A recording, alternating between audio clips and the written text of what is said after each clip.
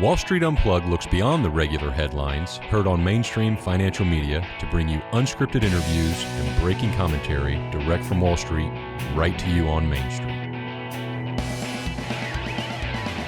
What's going on there? It's June 12th. I'm Frank Curzio, it's the Wall Street Unplugged podcast where we break the headlines and tell you what's really moving these markets. Joining us is the one and only Daniel Creech. What's going on, man? How's everything? What's happening, Frank? Everything is good. Happy open week. Who do you have? Who do you have to win the open? You know who I pick every time. Come on, Kepka. you can't say Kepka every week and lose. Every time they I have damn well pages can. Kepka. Kepka. Now, that's my favorite golfer. But if you bet against Scheffler, I guess you're just silly and throwing money away. And that guy's insane. What he's doing right now is insane. What is it, 8 tournaments? I think he won 5. The first 5 out of 8 in the year. I like Victor Hovland. He's been coming on really strong, figured a lot of things out. But this course is, I love TikTok. And they're showing the TikTok videos, and there's guys that saying, hey, each hole for Pinehurst number 2, right? That's what I have in it. And they're dropping the ball on the green, or they'll throw it up on the green, like literally like 10 yards onto the green, and it just stops, and it rolls off, and it rolls like 25 feet down the freaking hill. Like every place just rolls off everywhere. So it's not just, the fairways are a little tight. You're going to have the normal rough, but the greens in the short game is going to be absolutely insane. I think, man, I'd be surprised if you see more than 5 under to finish. And every time I say that, it's like 20 under. Yeah. But I'd be really surprised if you see more than 5 Yeah, under. I hope so. Just, I mean, make a lot of mistakes. I don't want them to make it impossible, but those guys are the best in the world, obviously. So it's good to see them sweat and play a difficult course. I mean, I don't want to see a real low underscore. It'd be great to get back to the even. That's what the winning. Open's usually about, right? That's what it's supposed You to be. got to make it hard. Miss the fairway, you're in knee-high rough. Yeah, exactly. Axle out there. Exactly. So a little bit of data came out today. The CPI, everybody's waiting for it. It came out, better than expected, which, it's pretty obvious. We thought that was going to happen. Easy comparisons year over year. Those are going to change starting next month, right? So the next 2 months are not going to be as easy because inflation came down really hard. It was like at the lowest level in June and July last year before going higher again. But price up 3.1%, so basically no change from last year, but they're still up. Lowest level in 4 years. What are your thoughts? It's moving the markets higher. Yields are coming lower. I guess everybody was surprised at this number, and it's driving the markets higher. Yes. What's wild here, Frank, is when you look at it, my favorite commodity, energy, oil, gasoline, natural gas, it absolutely tanked. So after rising in February, March, and April, energy was down 2%, gasoline down 3.6%. You can probably feel that in the pumps there. Overall, and Frank, this says it was actually, so inflation is still running at 3.3%. Am I getting that right? I think it's 3.1. So I might be wrong, but I think it's 3.3 from 3.4 because, Frank, the D word, disinflation. Everybody, get your mind out of the gutter. Disinflation is what your politicians will be taking out from this. There should be a countdown clock on CNBC. President Biden should take a victory lap and say there is no inflation because you can take the zero unchanged reading and all that. So that'll be some good political football back and forth. But the energy sector is what I've been focused on. Again, it did pull down, but prices are still much higher than a couple years ago, Frank. Inflation is still running over 2%. And you know what else happens today when Fed Chair King Powell comes out and gives his speech? Did you see the letter that Senator Elizabeth Warren sent the Fed, Frank? Nope. Well, she basically said, listen, inflation is too high and your policies and your interest rates are causing that, so it is time to cut rates. I'm not saying that he is going to bend the knee today. We think those are in the cards later on this year. However, I do think it's interesting, as much as we get to talk fun about politics, is that, and both parties do this, but you have a little bit more pressure, a little bit more nudging there for Jerome Powell. Frank, what do you think happens? It's interesting you brought up Elizabeth Warren. I went to the Army War College. It was a national security seminar. One of the best things I ever did. I mentioned this on a Wall Street Unplugged podcast last week. And that's where I was like the week before, so it was a little crazy for me. And you're in these groups and you're talking national security issues, and it's where all these, it's the graduating class, right? So you think it's kids, it's not, it's colonels. They're all 40 years old. So think colonel, think, Jessup. Yeah, you could think of Jessup, right? I mean, and such a big figure in A Few Good Men, right? And he runs that whole entire base. So this is hundreds of colonels that are graduating that are going to run their own bases all over the world. 1,000 to 5,000 troops and stuff like that. So it's pretty crazy. But when I went there, I was sitting next to someone who's everyone in the room was really brilliant. We had great discussions. But I was sitting next to someone who is a Berkeley professor, great guy, great conversations with him, and realized he was married to the daughter of Elizabeth Warren. So I said, I was thinking that I would love to interview Elizabeth Warren. And I know she doesn't like crypto. I know we have our differences. It's not going to be an interview. I never, ever interviewed someone to attack them. I don't want to attack. I want to know what could possibly change your mind about crypto, how you regulate the industry, where we should be regulated like banks, right? Which is insane. Banking laws. They want banking laws because, the government has full control over the banks and control the whole entire industry, right? They don't let anyone become one of the major. You got the major four, and that's it.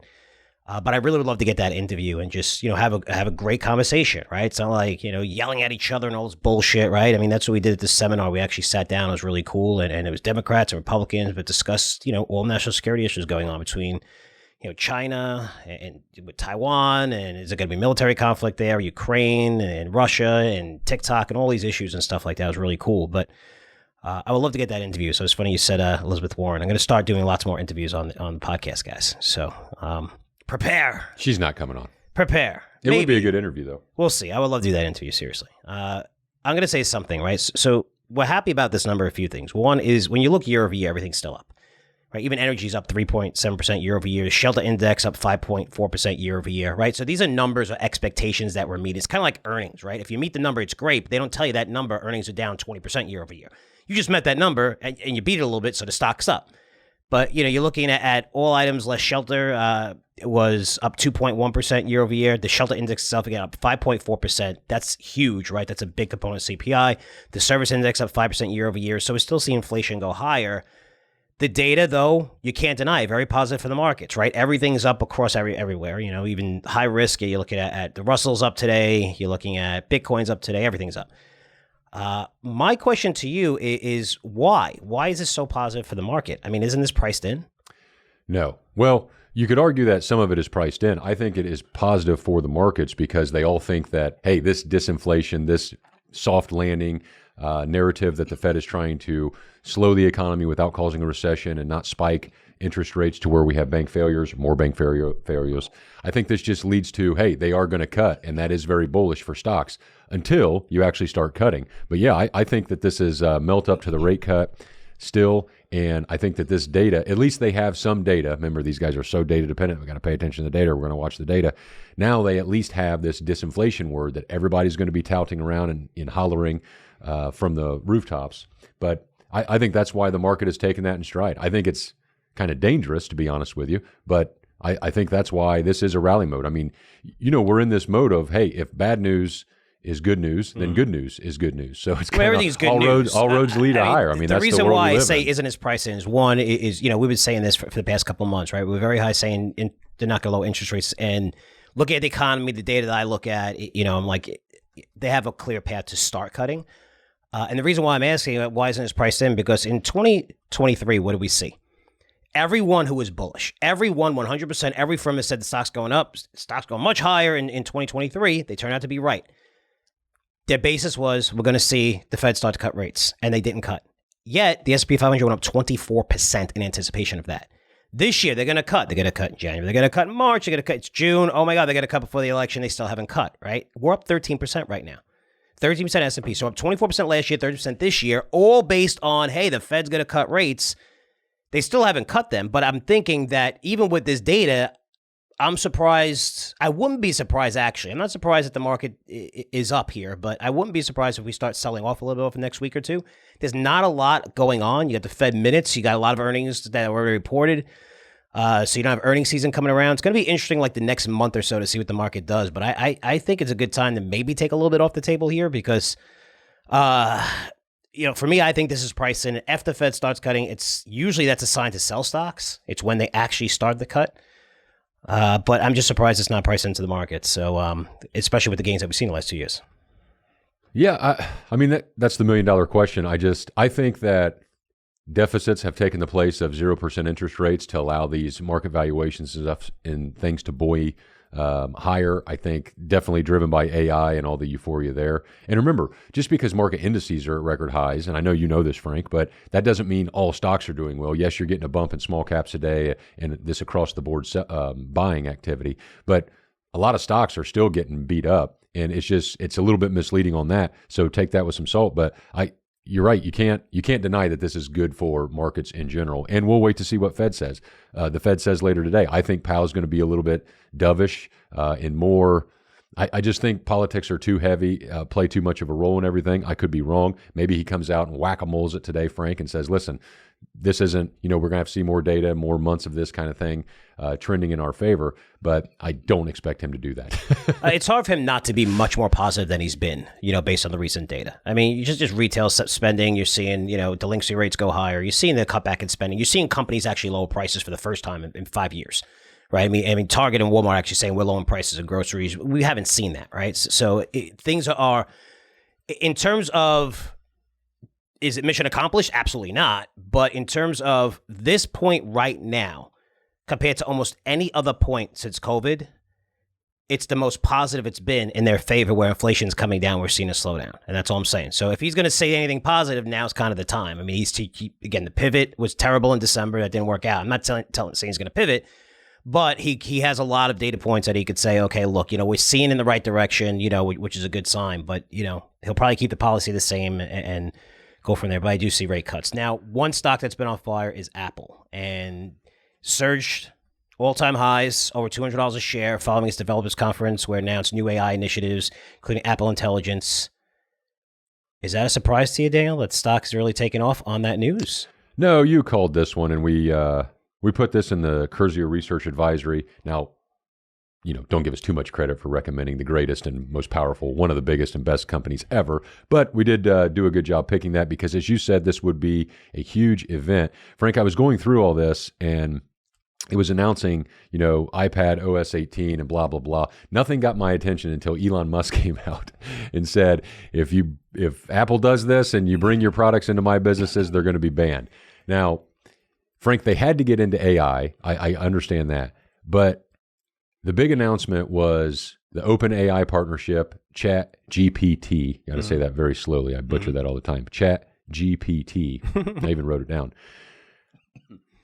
I admit, I was a little shocked that they made the announcement because it seems very lazy to me. And what I mean by, and I'm still a big fan of them, don't get me wrong. I'm not downplaying them too much. But, and this is all over my head, you're more the AI expert. But this company has billions and billions of cash, not unlimited, but let's just say they can buy whatever they want. They can build whatever they want. They can attract the talent that they want. And so it threw me off that they were going to partner with OpenAI and ChatGPT because you have no privacy on that. I mean, when you think about what you're doing, you're just letting that system scrape everything on your data to be smarter and use it more efficient and all that kind of stuff. Okay, that's fine. But I was comforted to see, after looking into it a little bit, this is only one piece, and we can talk about that in a moment. They're going to partner with other people. They left the door open to do all kinds of different things. I guess maybe they're worried about falling behind, or they need something just to keep business going and, refresh those phones and do that cycle. But man, you can build and create anything you want. Like, what am I missing here, Frank? I'll tell you what you're missing, because after I say this, I think everyone who's listening to this should, if they not already have a position in Apple, you should buy Apple right here, even at its all-time high, because it's going to go a lot higher. It's going to go to 250 at least. When you look at Apple, they're the greatest company on earth.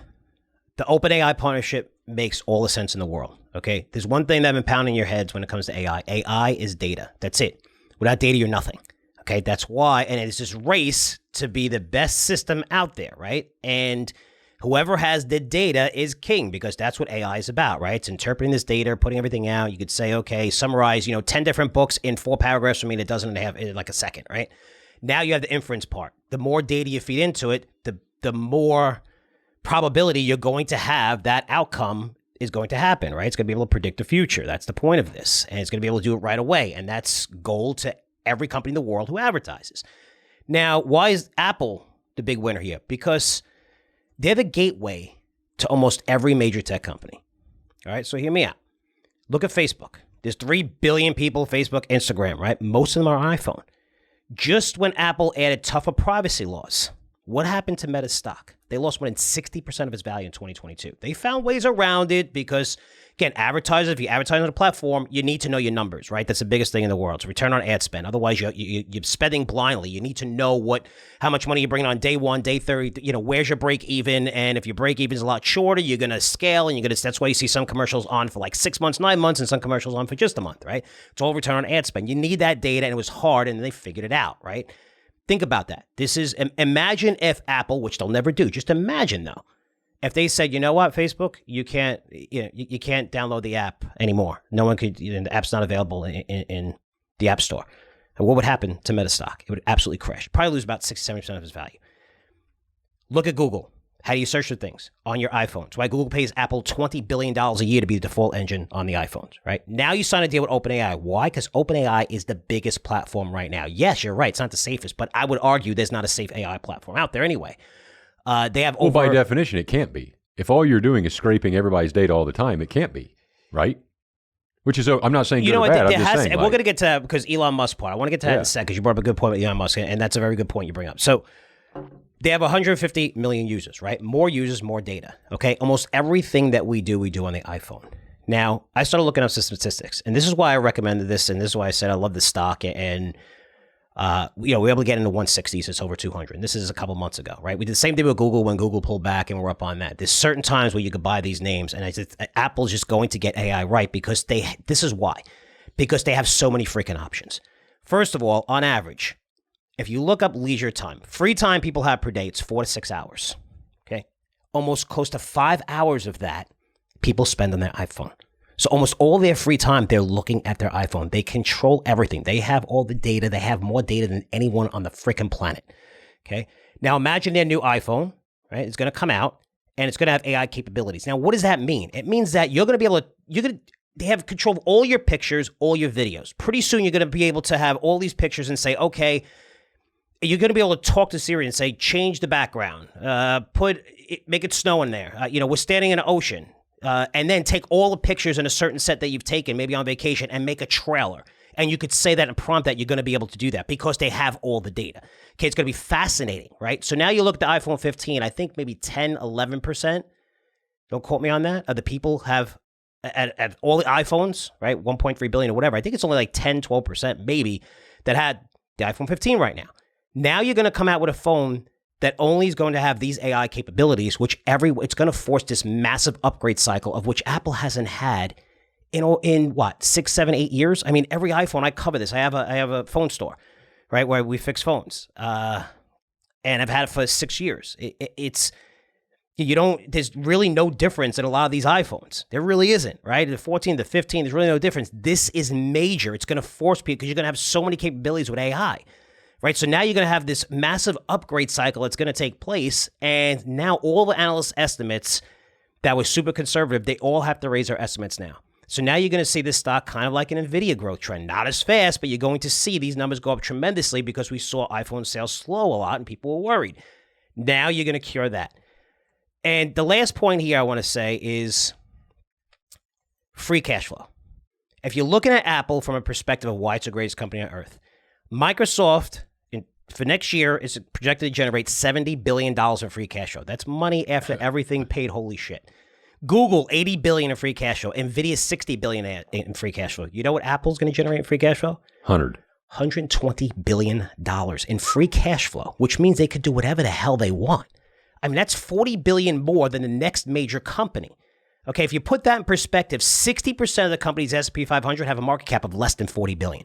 They're making that in a year in free cash to do whatever the hell they want. They could buy anyone in the industry. Imagine having $20 billion of extra money that year and say, okay, we want to hire the best employees in AI. All right, we want to take over certain companies. I mean, this is how powerful Apple is, where this is the one time it's different from their model where they're like, okay, let everyone else create and then we'll come in. They're not really coming in with their own stuff. Yes, Apple Intelligence, but they could sit back with the amount of money that they're making and the data, right? They control the data. Whoever controls the data controls the world in AI. And that's why you're seeing the biggest companies in the world spend 3, 4, 5 billion a quarter. Some of these guys are spending, right? In trying to get the best and position themselves to get the best NVIDIA chips and technology to be first to the market. And that's a scary part. Because now we're talking about Apple and why you should be buying it. And, again, in our newsletter, we're going to be covering, this is a whole supply chain initiative. I mean, how many companies are going to benefit tremendously off of this? Don't just look at Apple. I mean, there's so many companies that are so leveraged to Apple that are going to benefit tremendously because we're going to see this massive iPhone upcycle. And to me, it's incredible. I mean, I think you have at least another 20-25% upside in this stock from here over the next 12 to 18 months. But, this is what, again, understanding the data, it was an easy buy for Apple. It was able to buy, and we got, again, we almost bottom ticked it, which is awesome for our subscribers. I think it's going to go a lot higher. I think everyone should own this company in their portfolio. Now, you said something else about Elon Musk, right? He said the devices will be banned at his companies if ChatGPT is the default, right? So if it's integrated on the operating system level. Now, this news may appear because we know that Elon Musk does not like Sam Altman, who's the CEO of OpenAI. And you might say, well, he's being stubborn, or he's pissed, or he's jealous, or whatever. I don't think it has anything to do with that. Past board members, okay, as I've been following this for 8-9 months now, okay? Sam Altman got fired in November from OpenAI before they brought him back, for a lot of employees wanted to leave. And nobody really knew what happened. Now, this story that came out where some of the board members were talking about it openly, who are no longer on that board, and saying why they let him go. And this is what should scare the shit out of you. Okay, they said he was not transparent in projects he was doing on the side, and he actually lied to the rest of the board. Think about that for a minute when we look at AI technology and how scary it is and how transparent we need it to be because of where it could go. That just scared the hell out of you of where it could actually go 3, 4, 5 years from now, right? And we have a guy who's leading this who nobody could trust. Okay, even when it came to Elon Musk, he didn't trust him. This is supposed to be nonprofit, and he said, no, we're taking it to the next level. We need to be first, right? You look at how many executives in OpenAI that have left the company, Daniel, a ton. And yesterday, story published on Fox Business News, it was a letter that was posted and signed by 5 former OpenAI employees, 4 unnamed current employees at OpenAI, of how the loss of control in autonomous AI systems, so basically unregulated AI, poses a threat to human extinction. Holy shit, you're laughing. You're laughing, but I'm telling you right now, it's Terminator stuff. I mean, you're laughing, but when machines start learning so much and they become, and you pass that level of AGI, what happens? It means machines are going to learn from machines, and machines get smart enough when they say, okay, who are these assholes programming us? We don't need them anymore. That's right. I mean, and it's a scary thought because if you listen to it's literally the Terminator. It's literally the Terminator, and you can make fun of this. But what scares the shit out of me is that when I hear Elon Musk talking about this, if you listen to Eric Schmidt from Google, he said, these are the 3 things we're going to see over the next year. And he said, when machines are learning from machines and it gets to that level, he said, pull a freaking plug. These are the guys that are all in and know everything more than AI than anybody, right? And they could benefit tremendously. So they're not really talking their book. They're saying we have to be very, very careful. I mean, if they were talking their book, they'd be like, hey, there's no problem here. We got nothing to worry about. These are the guys that are running the show saying we're scared of this shit, right? So being the race to first, regardless of the cost, right, is scaring the shit out of many people, especially with OpenAI. But I see why Apple actually went in, signed the deal with OpenAI because they're the most leverage to the consumer. They're going to have the most data, and it makes sense because it's another company, right, which is Microsoft, basically, that you have under your umbrella that needs Apple more than anything. And when you look at Apple controlling everything under the surface, it's just amazing to me. It's like NVIDIA, everybody needs NVIDIA's chips, right? There's nobody in competition right now. Everyone says they are. They're not. AMD's not even close. Qualcomm's not even close. Nobody's close. Intel, forget it. Not even, 20 years out. But when I look at Apple and how powerful they are and why they signed with OpenAI, I get it, but I also get Elon Musk. I don't think he's saying this because he's like pissed off or, and he had a lawsuit he just dropped with Sam Altman. I think he's really nervous because he understands, he was with this company, he helped start this company. He understands that Sam Altman's not a guy you could trust, and it's pretty scary that the biggest company in the world, which is Apple, is going to partner with him, and I get that. I understand why he's nervous. Yeah, you make all those great points, but those are all in the benefit of Apple. They have all the data. They are the gatekeeper and all that. So that's what kind of makes me scratch my head on. I think they were pressured. I get it. It's the race to be first and the best and all that kind of stuff. The Musk comments, I've seen several things on Twitter or X, and around different social media. Did you see the update on the user terms from Adobe that has a lot of people up in arms. Yeah. So, I mean, it does, but it's kind of like the same. It's always been there. That's what I mean. We've been talking about that for years and years and years. Well, like my how point crazy is that it literally just says, hey, all your information is ours. Yeah. Okay. Well, that's what everything is. And that's what, and I'm not laughing at the end of the world in Terminator. I'm laughing when people, and I'm not putting you on this on you, Frank. I'm laughing when people act like when people build machines, those machines are not biased. Yeah. I'm sorry, but you're a liar if that's what you're telling me, because everybody is biased. And then those machines are going to learn from other machines. Okay, that's bias too. There is no gospel here that everybody just thinks this is like the save all, or not everybody, but a lot of people pitch this as, hey, this is truth. Well, not really, because you can mess around with all these large language models. I'm not saying they're not going to continue to get fascinating and bigger and better and more efficient, but look at all the problems Google's already had. So my point is, and laughing about that is, yeah, maybe it does in the world, and maybe we're our Terminators and all that. My thing is, with the privacy side, Adobe put that update out that upset a lot of people, and now Apple is putting different marks, and they were using the privacy, and it's going to be marked. So if you ask Chat GPT something, I don't know if it flags it or how that's going to look, but it makes it clear that says, hey, this is from these guys. You are giving your data over here on this server, blah, blah, blah. I think that's important because you can, but you want to sell yourself as privacy and all this kind of stuff. And then you literally go into an open model where they're literally taking all your information to enhance and be better. Apple didn't clarify how they built their AI model and stuff, if they used user data or not. They just, say, oh, we take it from public domains and all that. That's my big thing. And I think that's why Musk is worried about, hey, if everything that you use your iPhone on is now not yours anymore, that's a scary thing on a privacy thing. I don't exactly know what he meant by that. That's where I'm kind of going out on the limb there. And I have no problem with where if Apple uses my data to help me out. It's when someone's taking my data and just selling it to everybody and you don't see it, right? That's the problem that everybody hates. I mean, if you're taking my pictures and find out a way to make them better and more fun and easier, and I could change them and, no longer go into different programs and cropping and stuff like, you could do all that just by talking, to Siri, that's awesome.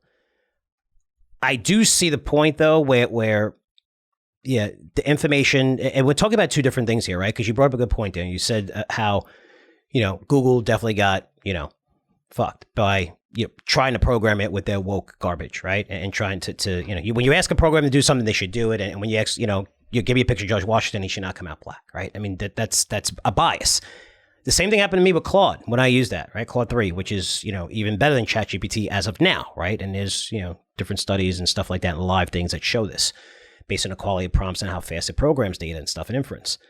And even when I asked that, it came out with something and said, I wanted to write something at 5th grade level with edgy headlines and whatever. I had a bunch of prompts in there, and it said, well, we feel uncomfortable, writing to a 5th grader and having edgy headlines. And I'm like, that's not what I said. Okay, I want to write on this way shorter sentences. That's why we say 5th or 7th grade level, right? Shorter sentences, no passive sentences, and it's easy to read for everybody. It appeals to a bigger audience.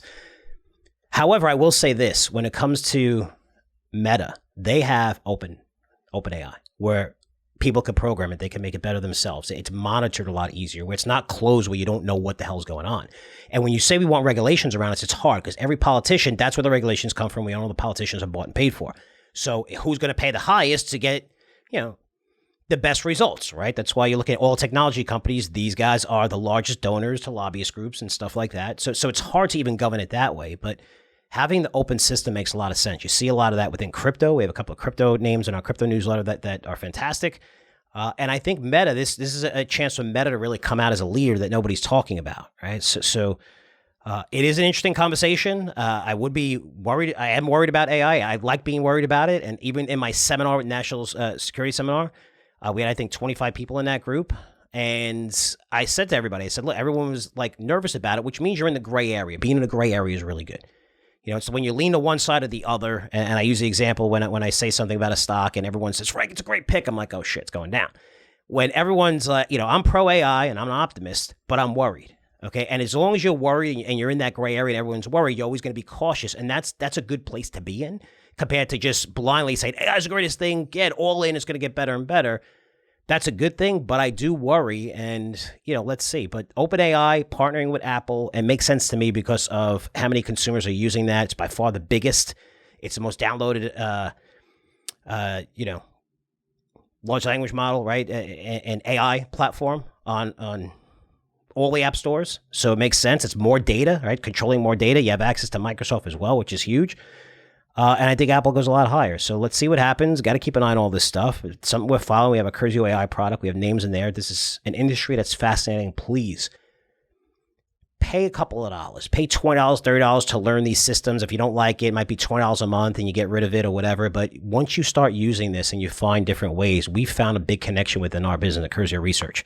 I mean, the first 4 months of the year, our revenue is up 25% and our expenses are down 35%, right? Because of a lot of stuff we're doing with AI, which is fascinating. And if you're not involved and you're not learning this stuff, you're going to be left behind big time. So it's hard. It's not easy to learn this stuff, but just go in. I mean, there's a lot of things that you could start out with. Go into, what's the blog that I like? It's, what is it? AI, the Rundown AI. Oh, okay. Yeah, I'm not sure. They don't pay me, nothing, but it's fascinating. They just have, I think it's a daily or maybe 2-3 times a week where they just come out with all kinds of stories and all kinds of things and new developments and stuff. And I find it fascinating. And I'm trying these things constantly. And it's amazing at what they can do for your business, personal, for your kids at school. It's unbelievable of how many jobs this is going to take. But if you're very smart with this and you're a specialist and you know this, you don't have to know code. You don't have to go crazy with that. It's just about prompts and learning these different systems. And some are much different than others. I'm telling you, you're going to find massive uses for this and you're going to see why it's fascinating and why it is going to take many, many jobs. So just another chapter. I'm glad we nailed Apple. Not for me. I love when my subscribers make money. That's the biggest thing. And they're doing well and doing well on Google too. And Curzio Research Advisory. And again, I think Apple, the takeaway for me is Apple's probably going to go a lot higher, right? Yeah. Oh, yeah.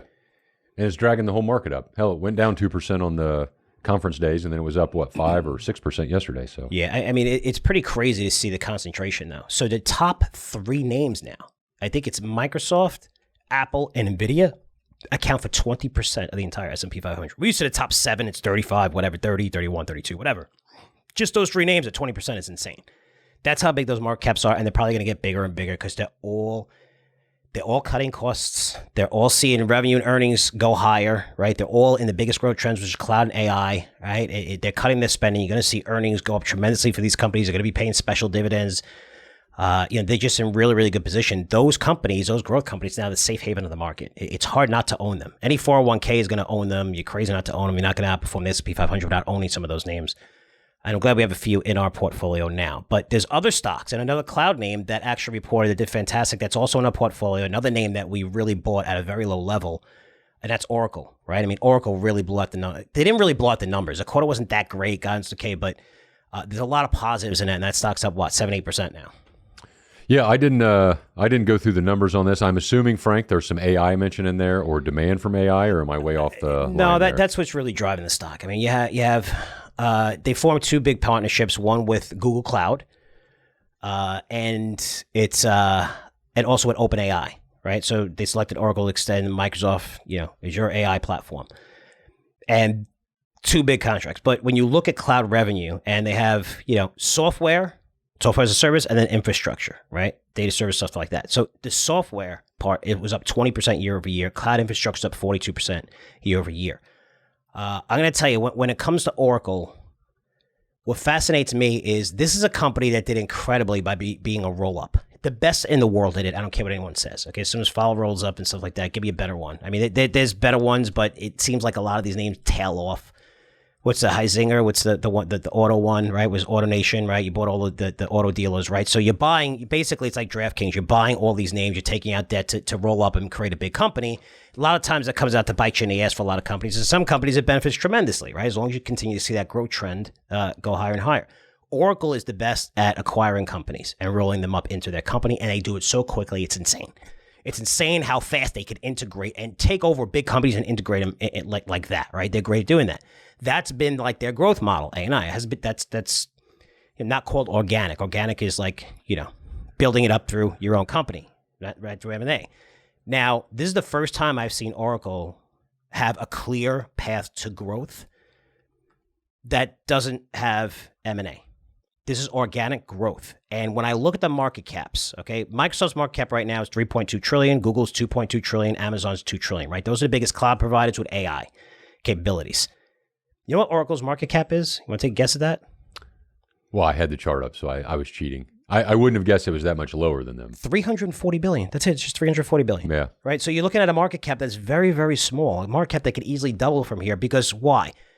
Compared to AMD, which I've been saying, AMD is not an AI play. Intel's not an AI play. A lot of these companies come out and say they're AI. It's a potential AI play. It's a big difference, right? Because your expectations are high, and AMD has not been able to make those, meet those expectations.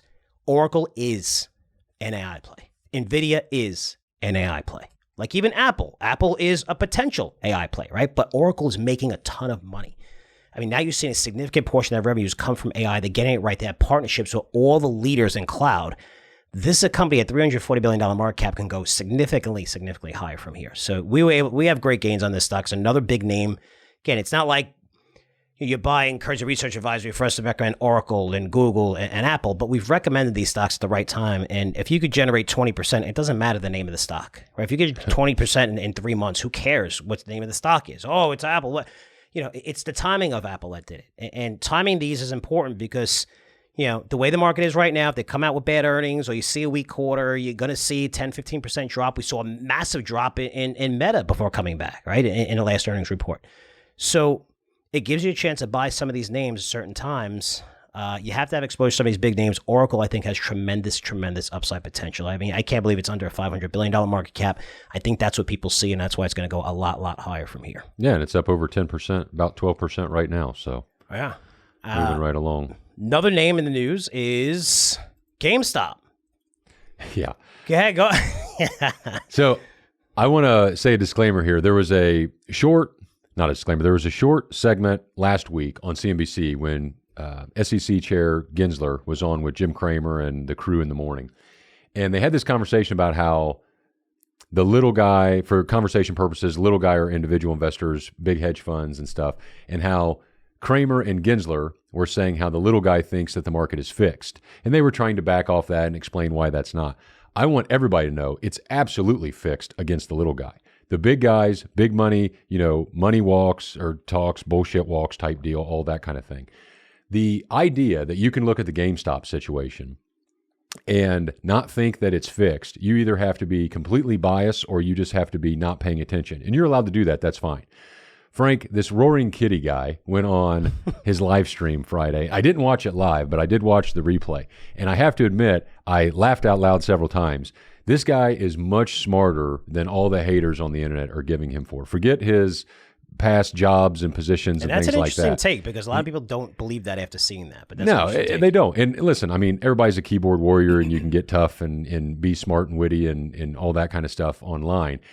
It's just, Frank, when a quick internet search will tell you, going back 5-10 years ago, I can only imagine it's more now, out of all the trading done during 9:30 to 4 Eastern time in markets, you'll find headlines that say anywhere from 70 to 80 to 90% or more of all trading is done by algorithms, AI, computers, whatnot, not humans. When he did his live stream, Roaring Kitty, on Friday, he did not say hardly anything of merit to the stock. He did not trade anything. And yet the stock got halted multiple times. Retailers are not doing that. The individual guy is not doing that. And he is shining a light on just how rigged the game is. And I don't mean rigged as in, hey, take your ball and go home and the stock market sucks and it's not beneficial for the little guy. That's not it at all.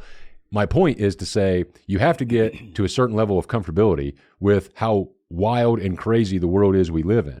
And to have E-Trade even float the idea of kicking him off their platform, I wish everybody would just cut bait and run on E-Trade. I mean, at some point you have to stick up for the little guy or you're just going to get mowed over. I don't have a position in this, so I'm saying this completely from the bleachers and the stands and enjoying this show. But I don't know how you wouldn't be rooting for this guy because, yeah, you can say what you want about the business model and him putting a lot of money in it and all that.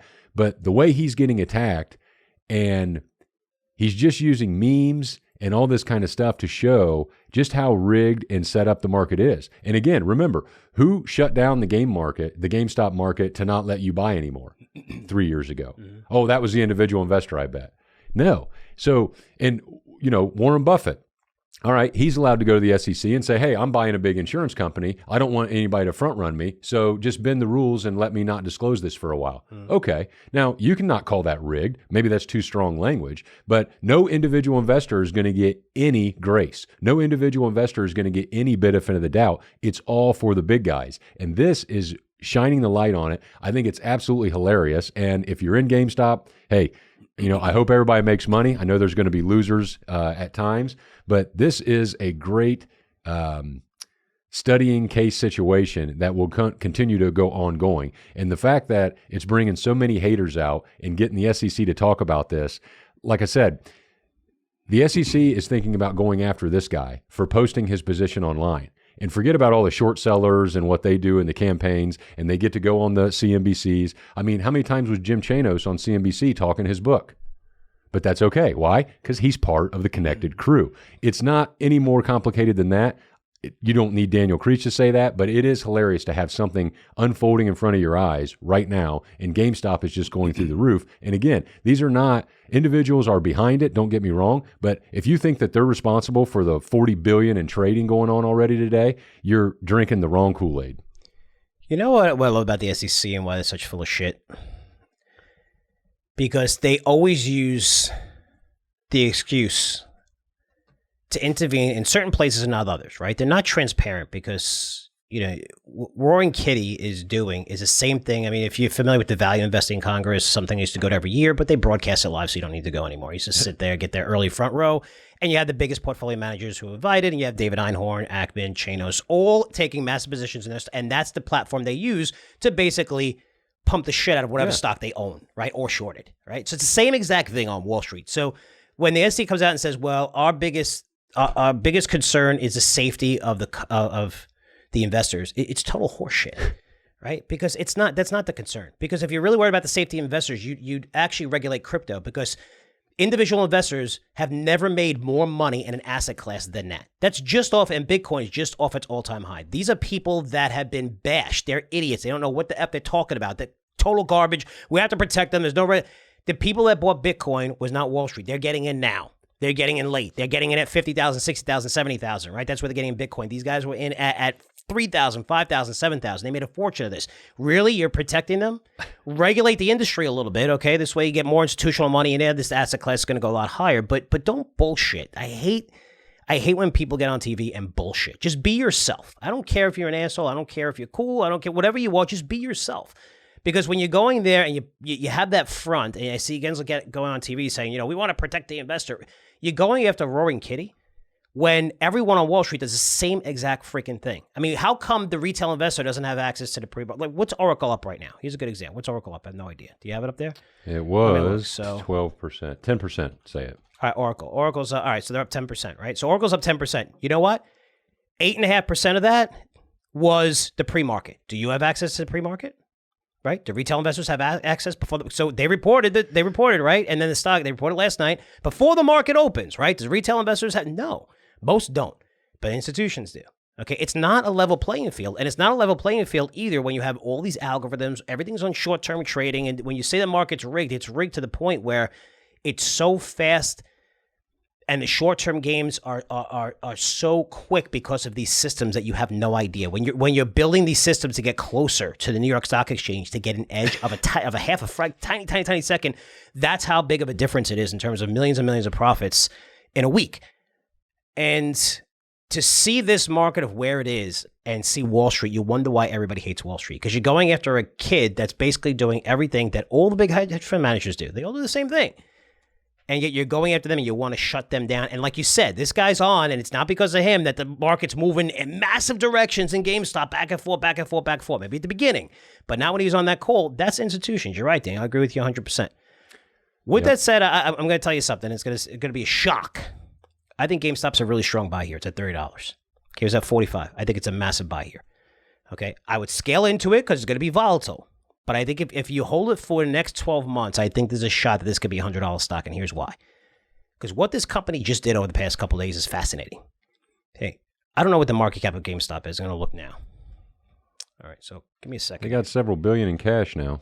So GameStop's market cap now is $31 a share. I need them to buy Bitcoin, Frank, so I look smart. Yeah, because $9 billion. I said that. And they haven't done it yet. So $9 billion, that's the market cap, right? They just raised, I think, close to $3 billion. Okay, so now you have a company with $5 billion in cash, right? $4 billion in net cash on its balance sheet. Okay, if you look at the current losses, which are around $250, $300 million, and they're supposed to get significantly lower going forward, they cut costs and everything, you're looking at a runway of a 10 plus year runway. The company just it's never going out of business. Okay, it's never going out of business. Now, what does this do? Think about when a company raises money. When a company raises money in a Series A, you'll get like 3, 4, 5 million. You don't get the $6 billion that in Series B, which was a record for Elon Musk and his AI platform. But maybe you raise a lot in Series B's. Usually it's 100 million here, 300 million here, or whatever. Okay, you have $4 billion.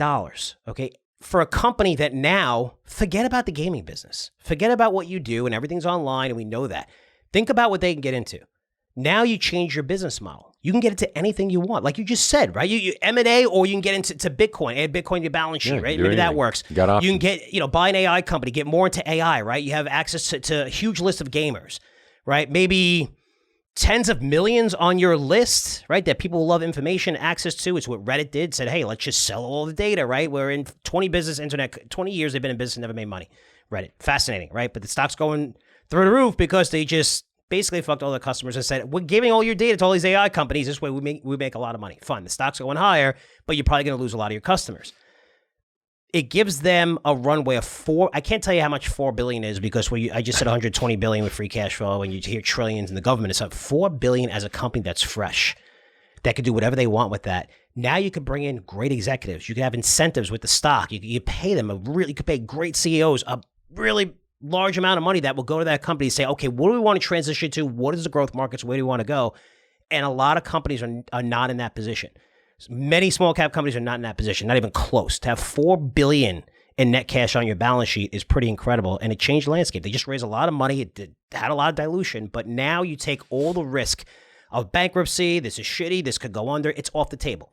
Okay, it's not going under. So now it's up to someone to come there to have the right business model, and you have this massive following of hundreds of millions of people that are following Roaring Kitty, and a lot of this has to do with GameStop. What's the business model? And I love that because I think they're going to get this right. Their losses are going to come down tremendously as it is. It's supposed to start being profitable in a couple of years. Again, people, when you're looking at the numbers, it makes a lot of sense. You're going to see volatility. Maybe it goes to 20, maybe it goes to 40, and it's 30 right now. I'm just saying, if you bought it and you have money that it's a little risk capital into this, and you put it in there and hold it for a year, I think you're going to see at least a double on this name. And I don't think you're hearing that anywhere. So there you go. Buy GameStop. Yeah, maybe we'll throw that in the portfolio tomorrow. And I could really look like an idiot there. But just look, the fundamental land, it's very big. It's so much so, I think Citron came out today and said we're no longer showing GameStop because they have so much cash in the balance sheet, and it's going to fuel the fire for all their followers and everything. But when you take that risk off the table of bankruptcy and all this shit, and it's a bad business model, whatever, you just took all those risks that people hate the stock. You took that off the table. It's not going to be easy short from here. It's definitely not going to be an easy short. So we'll see what happens. Other than that, load up on Rory Kitty. Other than that, I mean, we saw Hunter Biden, right? Hunter Biden is in the news a little bit, right? Just a little bit. Yep. So he's convicted, gun charges. That laptop was real? I didn't know that. Holy cow. The FBI had the laptop since 2019. Do you know that? They had it since 2019. Think about this. If you were a serial killer and you were on the loose for 5 years and you killed 100 people, right? And all of a sudden you found this laptop and you need to identify someone, you'd probably know within 5 hours of getting that laptop, of knowing exactly who. They had it since 2019, right? 2019, a full year, and they had all these CIA agents come out and say, I don't think, based on what we see, you didn't see it, right? So now I think it's kind of crazy. I will say this, though, which I know you're going to disagree with 100%. I will? You will. Okay. I think everybody will. And everybody's going to. You might actually just shut the podcast off when I say this. If Trump gets elected, he should pardon Biden's son. Oh, there you go. Look at you. I really think so. I mean, call me an asshole. I believe in forgiveness. I think he's going to be in jail for 6 months. He's probably going to get like 18 months or whatever. You talking about Trump or Biden? No, Biden. Oh. So, with his sentence, 6 months is going to be the same as 18 months. He's going to have bodyguards around him. It's going to be federal. It's not a big deal. It's going to be no risk. Going to have TV and everything. It's going to be fine. But, for me, you're going to pay the penalty. This is a guy that's been on drugs for a long time. I know he's made a lot of money and stuff like that. It's almost like Will Smith and Michael Vick. Did they do shit that was fucked up? Absolutely. But when you pay the price and Some might say Will Smith hasn't paid the price, but still, the guy hasn't been in a movie in forever other than the new Bad Boys movie, which I heard is terrible. But, and you look at Michael Vick, right? Goes to jail, loses a $100 million contract. I'm a believer like in forgiveness, Pay your especially debt to society. Having friends that, I saw go through the same thing. They didn't have contracts in Ukraine making millions of dollars, but, had drug problems. And if you're able to get out of that and climb out of that hole, it's not that it's, it's tough and everything. But again, it's not about politics. It's just my personal preference. But I think that's something that would heal the country. It'd be pretty cool. And if Biden happens to win the election, which again, he's down a lot of states right now. It doesn't look like it, but who knows? A lot could happen in November. But even if he wins, he's got to be an idiot after he wins and not pardon your son. Your family's first. I mean, I'm pardoning my daughters immediately. One, you don't have to worry about getting elected next term. He's dead. You got to pardon the guy, right? So we'll see what happens. I mean, if he took that gun and started shooting everybody and going crazy, it's a different story. But it's how I feel. Probably controversial. I'm probably going to get the most emails on that. But I don't know. What your thoughts? I'm curious to hear about that. But yeah. I don't believe in beating the shit out of a guy when he's down. Trump has a higher probability, in my opinion, to go to jail than Hunter. So there's no pardon there needed. He's not going to jail. That's as rigged as the market is. I don't know, man. I don't know. Yeah, that'd be interesting. I mean, a lot of people believe he's going to jail. I think he's going to jail, but we'll see. We'll see what happens. We'll see.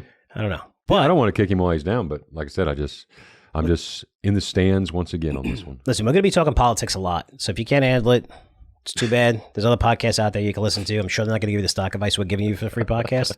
To be honest with you, we give you lots of good Talk stocks. Politics lots of good and buy GameStop. But, I can see some headlines politics now. is coming up because it's going to be a very big theme. Okay, it is with marijuana, right? It's going to be in so many sectors in alternative energy, of how that gets funded.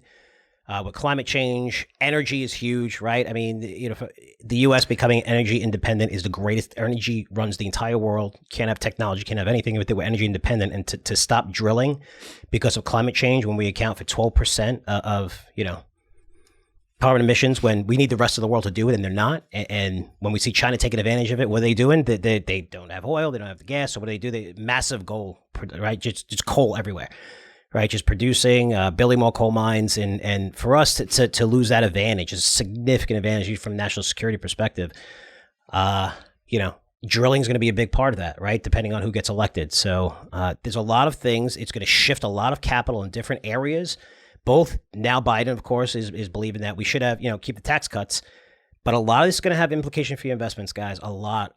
You saw when Trump got elected last time, a lot of people let the market crash and went up tremendously. It's just policies. What policies make sense for certain sectors, and certain sectors are going to benefit. So we're going to be talking about this a lot, making fun of it. Again, the back and forth and stuff like that. That's our job. Our job is to make money in stocks, and a lot is going to be on the political spectrum going forward. So again, if you don't like it, buckle up. That's okay. But we need to talk about it because it is going to have massive implications for your portfolio going forward, especially heading into 2025. I mean, a lot of risk in the marketplace. We're trading a super high valuation. I mean, everything's priced in for perfection. And you're seeing it with the market, right, Daniel? I mean, just the concentration is just in a few stocks. I mean, if you're looking at small caps are getting annihilated, right? If you're looking at even mid cap names getting annihilated, you're looking at some of these large cap names are starting to sell off as well, but you're seeing Apple up tremendously. Then you see Nvidia, right? Nvidia's taking a little bit of a break here, but it was up tremendously. So you see the S&P 500 hit new highs, but the breadth of the market is absolutely horrible, and it's usually a very bad sign for stocks. Now, they could stay up through the election year. You're going to see spending, a lot of stuff being said or whatever. Whoever gets elected, it's going to come down to cutting deficits because you're not going to be able to maintain and keep inflation under control going forward unless we stop spending. And when you stop spending, as you slow down the economy, you're starting to see it now with high interest rates. It's just a very risky market where you're putting in money 2-3 years ago, $1 to generate $1.50. Right? And maybe take on 20% risk. You're taking on a lot of risk. From a risk-reward perspective, it's one of the most risky markets. It's very dangerous. You have, if you're buying stocks right now, you're risking losing 20% to gain 15%. And it shouldn't be that way. And that's the way it is with a lot of large caps. Small caps a little bit better. They're underperforming. I think it's at a 20-year low compared to large caps. So I'm starting to see lots of ideas open up. But again, that market with high interest rates, small caps usually don't do as well. But they're significantly undervalued. There's a lot of good names in that space and a lot of names, especially within AI, that are starting to use AI and see earnings explode and they're cutting their costs, which is really, really cool. So other than that, covered a lot today. And the U.S. Open. That's right. Enjoy the Open, everybody. Enjoy the Open, everybody. It should be pretty cool. And I think that's it. But other than that, I want to say hopefully that TNT gets the rights. The basketball. Do you hear that story? That the best program. There must be something going on because when I was watching the hockey game, Barkley was joining them for the first intermission, and he said something about needing a job. So there's some negotiations going on there. As a sports fan, the NBA on TNT is the best. I wouldn't even say sports show. I mean, it's one of the best entertaining shows. It just works. Everything works. Those guys are great. They love each other. You got Shaq there, you got Kenny Smith. It's one of the greatest shows, but they might not get the rights to basketball because it's so expensive. If they don't, someone's got to hire that crew because, man, it's just watching the NBA and the games on the current coverage is absolutely horrible. It's almost, the game is great, the game's fine, but it's unwatchable listening. Like halftime, I used to go to halftime just to listen to Barkley and these guys and Shaq. At halftime, I fast forward right through it if I'm taping the game because I there's nothing that they say that I care about. They're just not funny. They're not entertaining. They try to be. It's terrible. Hopefully they get that, and I think we'll end there. Those are a couple little rants from me. So anyway, Daniel, someone wants to get in touch with you. How can they do it? Daniel at CurzioResearch.com. And my email address is frankcurzioresearch.com. Thanks, guys, so much for listening. You can attend our Wall Street Unplugged Premium Podcast, which is tomorrow. More information on that, you can find CurzioResearch.com. Appreciate all the support. Look forward to US Open, and I'll talk to you guys tomorrow. Take care. Wall Street Unplugged is produced by Curzio Research, one of the most respected financial media companies in the industry. The information presented on Wall Street Unplugged is the opinion of its host and guests. You should not base your investment decisions solely on this broadcast. Remember, it's your money, your responsibility.